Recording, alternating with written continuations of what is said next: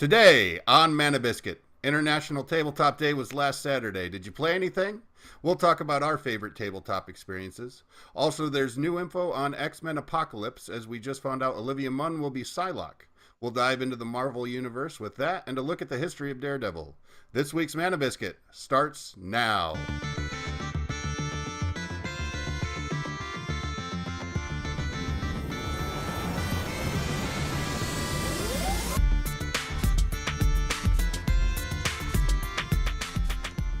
Hello and welcome to the Mana Biscuit. My name is RJ, and with me this week, once again, despite my best efforts, is Jacob. How you doing, Jacob? How you doing, man? I'm doing well.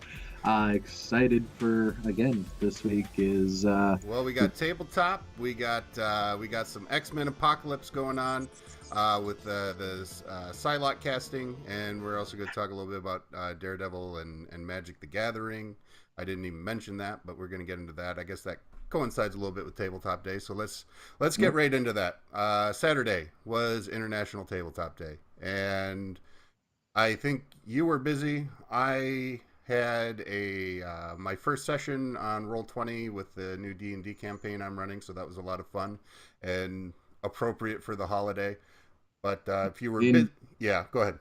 Indeed, it was. Give me...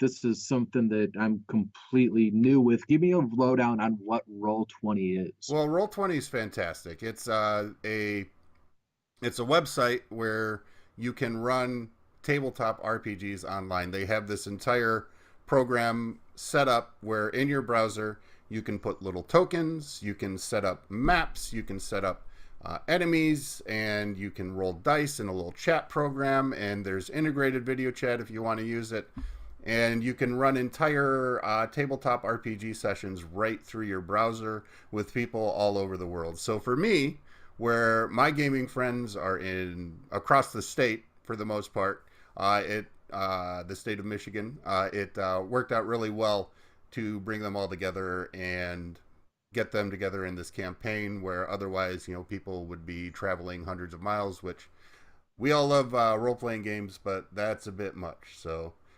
Roll20 lets us do that. And also there's a community of people that are registered with the site. You can recruit for your games from that community if you want, if you don't have friends to bring in. So you can join games that are already existing if you don't necessarily want to run a game yourself. It's pretty fantastic. It's got me really excited for what the internet can do for online gaming.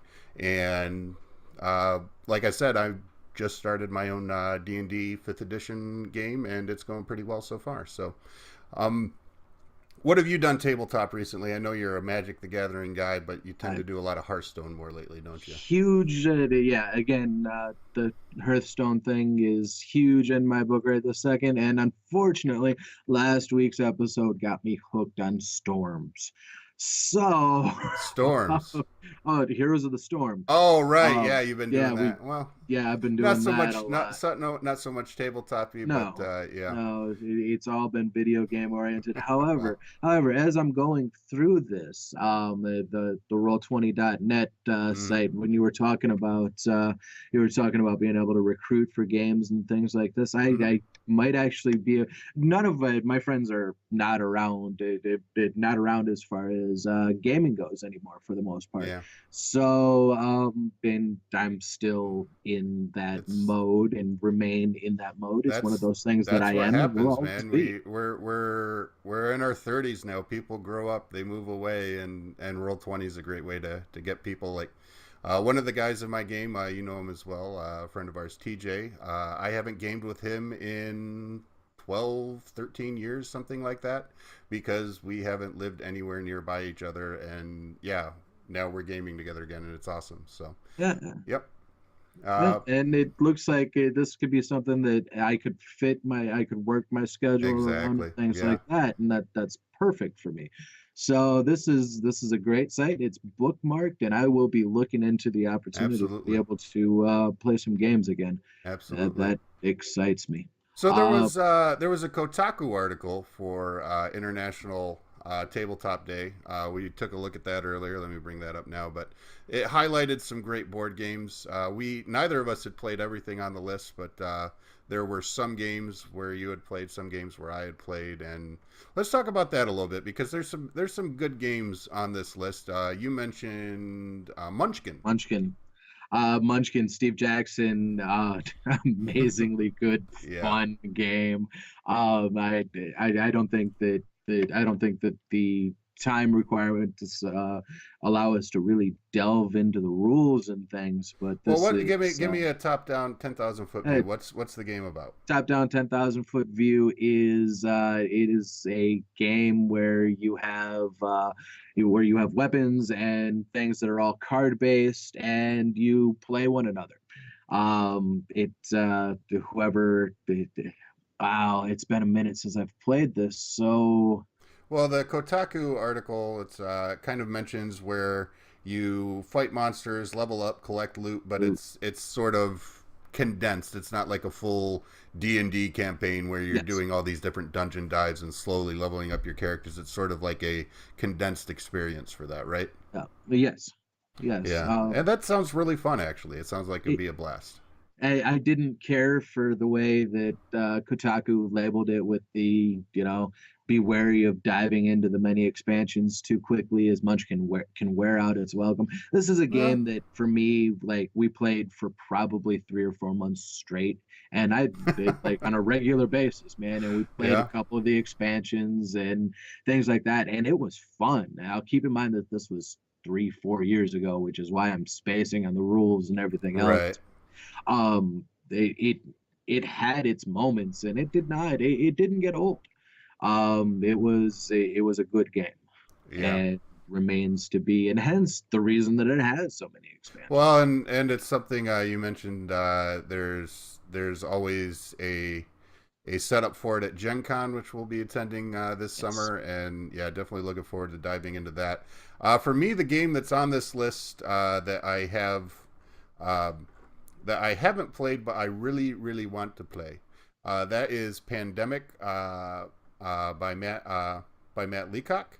And the reason I want to play that is I've seen all three of the Leacock games, Pandemic, Forbidden Island, and Forbidden Desert, on tabletop, and they look absolutely blast to play. And I know for a fact that Forbidden Island is a blast to play because I've played that many times, and it's just this sort of fast paced. Well, not fast paced so much, but there's this sense of impending doom, and it's a cooperative game. You're going across this island to try and collect artifacts, and then escape the island with the artifacts. That's the win condition, and you're drawing from cards that are constantly flooding this island out from underneath you, and it's just this frantic race against time, race against the floods, to collect the artifacts, get off the island. It's just a blast to play. And Pandemic, one of his earlier games, is also got that same sort of constant impending over your head pressure as different diseases are spreading across the map, and you have different classes of characters that you can play to counteract the spread and try and contain the spread, but the deck is still stacked against you, and so there's always this anxiety, and it really looks like it'd be a fun experience. So that's what I will say for tabletop games. For me, I prefer the cooperative games where you're playing against the system, so long as the system is really well designed, as opposed to the direct competition. That can be fun, but for me, the best experiences I have in tabletop are when you're coming together as a group to fight against something that seems like it's so completely insurmountable, and then when you finally do win that game, it's just this great rush, and that's something that I don't think people would normally associate with tabletop games, but it's really there, and in these types of games it comes across really well. So yeah, so April 11th, this last Saturday, was International Tabletop Day, and it's a day that gives recognition to a underappreciated in some ways aspect of geek culture. I think with the focus on video games, which I love video games too. The tabletop game has kind of been lost in the shuffle, except in niche groups, and I think that it deserves more attention because there's just experiences you can have with tabletop games that nothing else will offer. So, I agree. uh, I all right, agree. All all right. right. So that's what we have to say about tabletop games. They're fantastic, and as Will Wheaton would say, play more games. So speaking of tabletop stuff, there was an interesting article that you posted to our Facebook page this week, Jacob, from the Daily Dot. And why don't you give me a quick rundown of what that article went into? Because it seems like there's some kind of showdown between Magic the Gathering and poker in Not Vegas. not so much a direct showdown, but more a they happen to be in the same spot on the same weekend, Okay. and ultimately which one was going to draw the bigger draw. Um, the World Series of Poker has seen a decline recently in regards to people playing and people attending, to the point where they decided that the best idea to do it was to add a small bit $5 buy-in deal, where or pardon me, it was a $500 buy-in deal with a $5 minimum bet portion, That but was for poker? that was for the poker thing. Okay. Their goal was to beat their record, which I believe was 8,000 players, Okay. 8,773 players. The goal was to break that, which ultimately they had to have 8,850 players in the Little Colossus tournament in order to just break even. That So, was because that's still poker. They were trying to break their record. yeah, the poker was Okay. trying to break their record. Meanwhile, Magic was on the other side of the strip, doing their Modern Masters tournament, which started back in 2013, Okay. bringing in the top players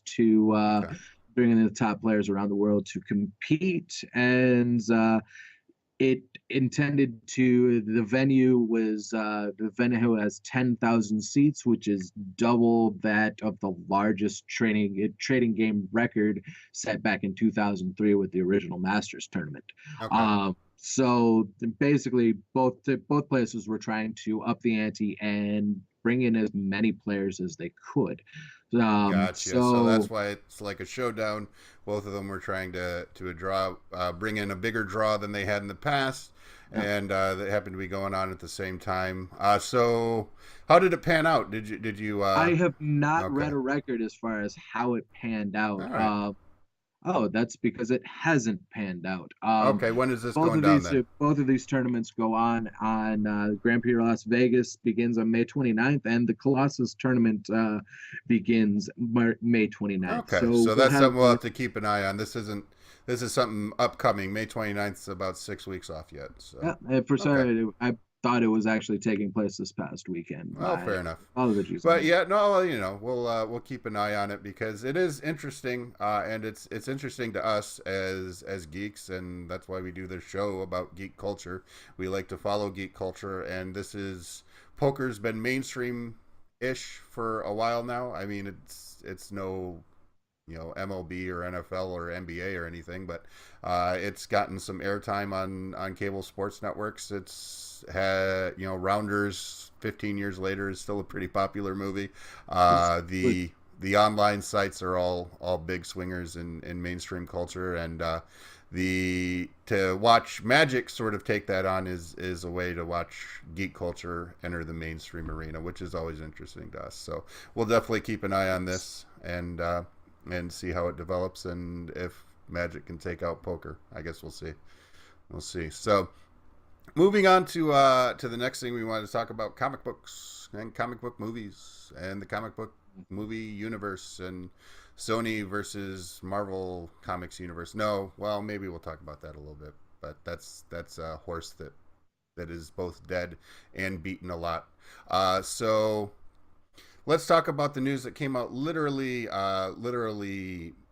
moments before we started our pre-show for today, and that is the casting of Olivia Munn as Psylocke. And Psylocke is a character that both of us love a great deal. mm, She was very popular in the 90s, which is when we grew up reading X-Men comics. It was 90s, kind of a tangential note here. I think the 90s were pretty much the golden era of X-Men. The Great. comics were really good. Age of Apocalypse stuff. Wolverine was at its height. You had the TV series, the Saturday morning cartoon series, which really I Loved think, it.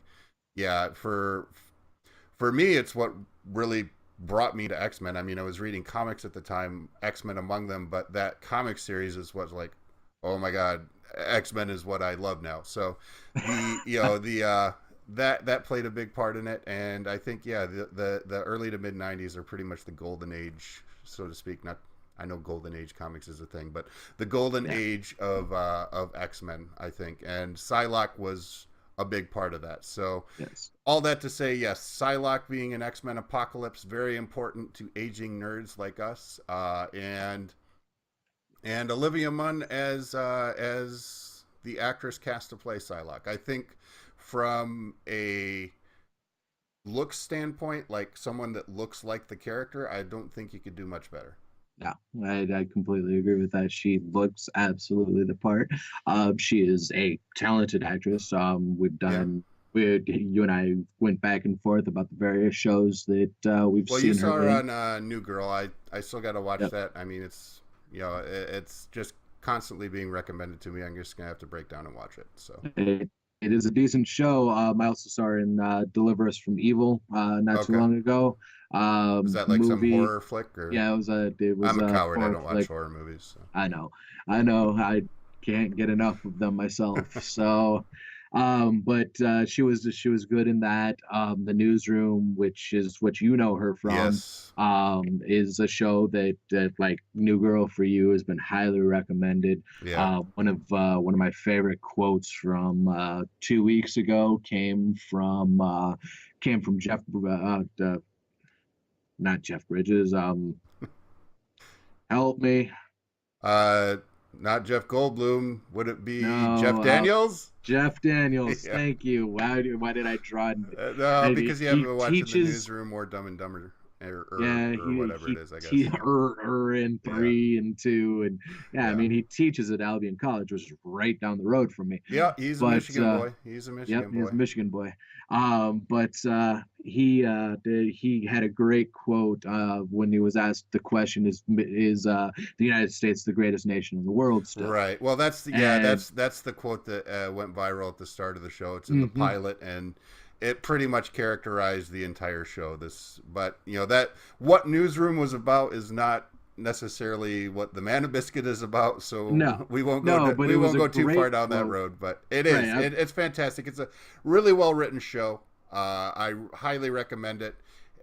People might think of Aaron Sorkin as being highly political, but I watch this show and I love it just as much as people on the other side of the political aisle. It's just a really well written show. Mhm. And to speak about Olivia Munn's character specifically, in that because I think that does relate to her casting in the X-Men movie. She was ridiculously intelligent, socially awkward, and very successful. And I think that is a very positive representation of nerds and geeks in media.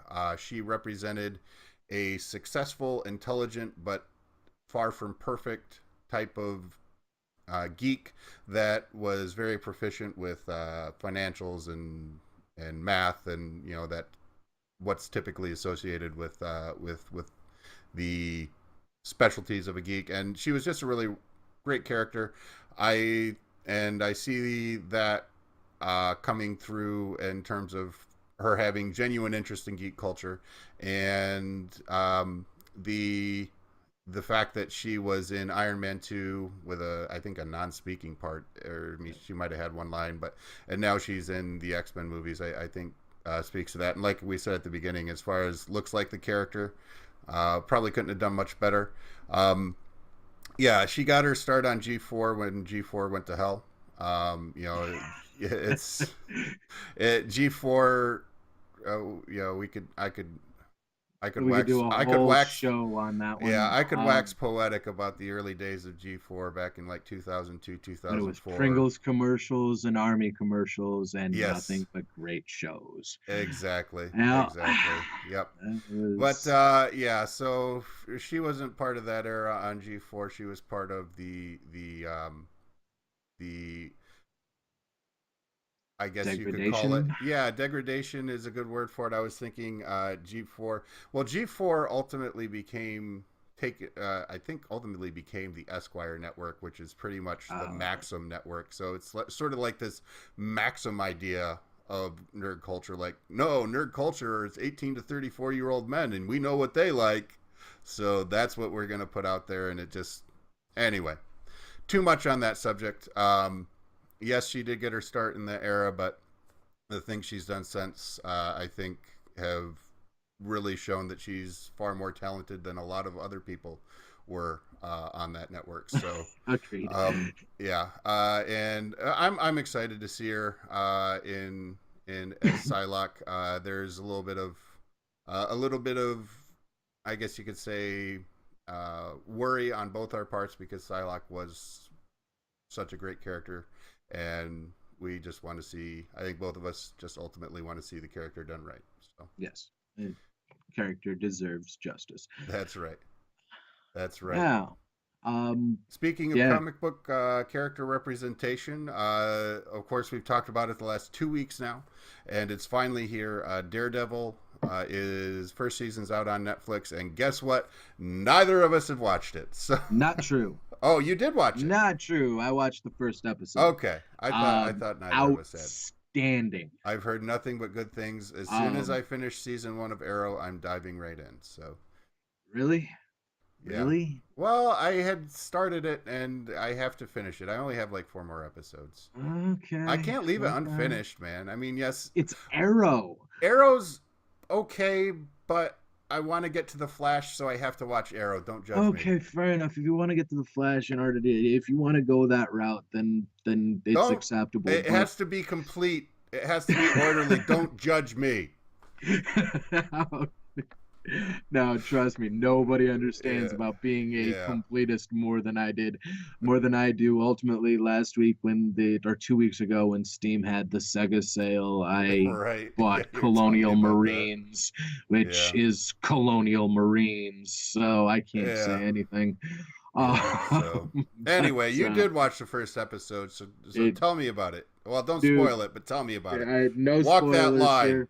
No spoilers here. It's they make him out to be every bit what he is in the comic books. Awesome. Not with the at least in the first episode, mind you, he was not the swashbuckler, awesome. I'm Mm-hmm. campy. I'm having fun, but a very dark and gritty kind of environment. And we saw that within the trailers. I mean, we knew it was coming with with Mm-hmm. him getting with him taking as well as he's getting, Yeah. which is so far the case as far as episode one goes. What I'm excited about and what I didn't know is Vincent D'Onofrio plays the Kingpin, Awesome. Very awesome. which for me, Yeah. I'm a huge fan of him both in the various movies that he's been in, He was in the and Law and Order yep, spinoff and for a the Law and while. Order Yep. spinoff.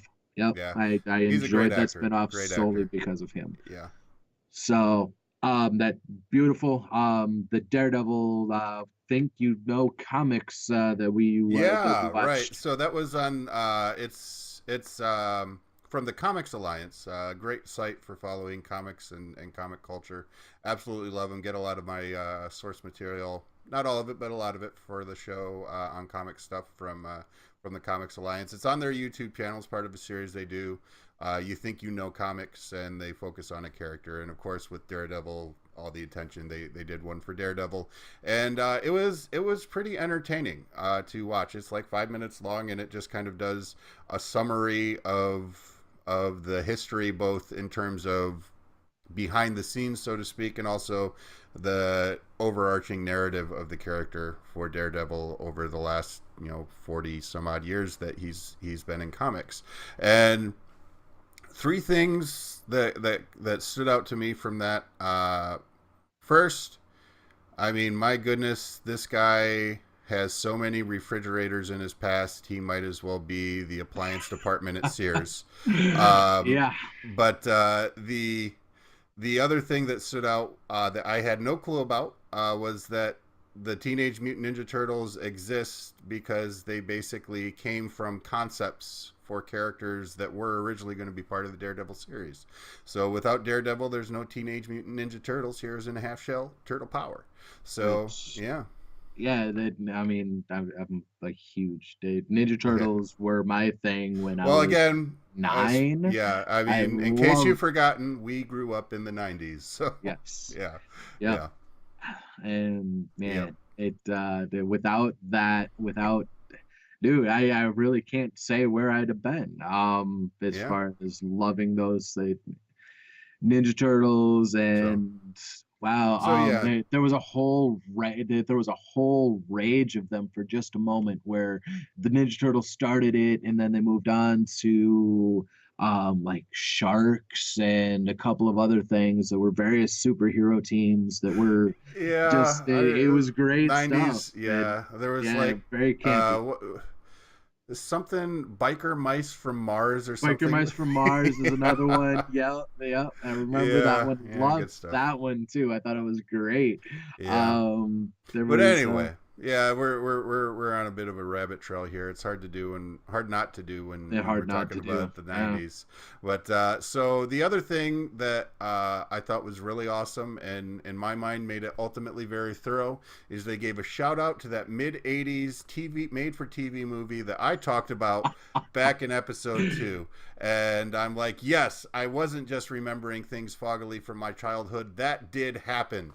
Yes. So yeah, Yes. and That it actually was can yeah, for me as I was going through it, I was like, when you had made mention of it weeks ago, I was like, okay, I'm not sure at all what he's talking about, yeah. but and I wasn't sure if there was no way to fact check your information, so Until ultimately now, this yes exactly this did exactly or that. Wikipedia, but who's Yeah, I counting? could have done Yeah, yeah. so That would require research and that all. would require that you actually cared about whether or not I was telling the truth. Yeah, So exactly. And yeah, fair enough. being So research is not. um, yeah, what did you see anything that Uh, kind of surprised the you in the video? the things that stood out for me was again, the refrigerator thing. Yeah, Yeah, a he lot of straight dead up girlfriends, a a lot of dead lot of dead girlfriends. girlfriends. A lot of dead girlfriends, Yeah, even more than any. I can't think of another one that had. I yeah. mean, I thought Spider-Man was bad, Well, man. right. I Yeah, I mean, mean, and the thing is, the interesting thing is that term, the woman in the refrigerator, which refers to a female character. For those of you who may not know, is refers to a female character who is killed off for no reason other than to advance the male character storyline. That came from comics in a Green Lantern storyline, but apparently, well, that's because it actually involved the refrigerator at that point. But I think Daredevil was probably be a better candidate for the origin of that trope. yeah. But anyway, yeah. So that stood out to you. Anything else? I The had Ninja already spoiled Turtles. the Ninja Turtles for you. Yeah, So you yeah, spoiled the yeah, Ninja Turtles for me, which made me all sorts of excited. I yeah. had no idea that Frank Miller had done anything Right. Yeah, me either. with Daredevil. Yeah. Ultimately, I knew that he had a brief stint at Marvel. Mm-hmm. But I mean, ultimately, I know him from Batman Year One and Sin City more than anything else. Sure. So As most of us do, I think. But yeah, that yeah, we're yeah, we're not quite the hardcore deep dive comic geeks, but we're being part of geek culture in general. Obviously, both of us have a big interest in comics. Although for me anymore, superhero comics are more part of my childhood than part of what I'm into in terms of what I follow in comics now. But right now it's pretty much Walking Dead and the Fable series, and I'm way behind on both of those. But those are the only modern series that I really follow. So, um, Yeah. So anyway, as far as Daredevil goes, the one thing I do still love about superhero comics is we're in the golden era for movies and television for these Hmm. characters, and we can engage with them in that way without necessarily reading some of the comics, which haven't really held up with time. I think when No. yeah, going back and reading superhero comics, I'm like, yeah, I can really understand why I loved this when I was 13. But not to say comics in general aren't still valuable. I just there's not a lot going on that I've seen with superhero comics that really makes me want to start buying those issues again. But TV, movies, absolutely love it. Daredevil out now on Netflix, and this video is we have a link to it on the Mana Biscuit Facebook page, facebook.com/Mana Biscuit TV, and you can find it there. 5 minutes of your time well spent. So Agreed. go check it out. And all right, well, that's about all we had to talk about this week as far as news and other stuff. We decided we weren't gonna play a game this week. Nothing really kind of stood out. We could probably play Heroes of the Storm again sometime. That was a lot of fun, but every week might be a bit much. Not to And mention, nothing really sci-fi oriented or fantasy yeah, oriented came out this week. right, I mean, we had Mortal Kombat this week and yeah. Final Fantasy, or not Final Fantasy. I wish it was Final Fantasy, but Well, actually, you did GTA mention, so, 5. yeah, the GTA 5's coming out on PC, which I like the GTA games. They are what they are, but I'm not like superbly passionate about them. You did mention something though. You brought up the Final Fantasy. You Fantasy mentioned the what was it? Record Legacy? Keeper. What's No, Final Fantasy Record Keeper. Record Keeper? That's what it's Yep, called. this is a throwback to the classic. It covers 4, 5, 7, and so far 4, 5, 7, and 10, but I'm only a little ways into the game. But if I queue this up, I mean, right off the rip, Well, careful. We don't want to get any copyright takedown notices. No, I'm just kidding. right off the rip, you hear it's the classic. It's the classic. See if you It's can the get it classic closer to music. your mic. It's a little Yeah. garbled right now. Can we hear that at all? No, No, it's not no. picking it up too well, unfortunately. But it's a free app, right? So if you want to Yes, hear the it's a music, just free go app. download the thing. Yep. It's complete with one of the things that we talked about the other day that we were missing was the yes, Yes, the victory music. Which, yes, by the the way, victory music I, is I am there. remiss when I was giving my impressions.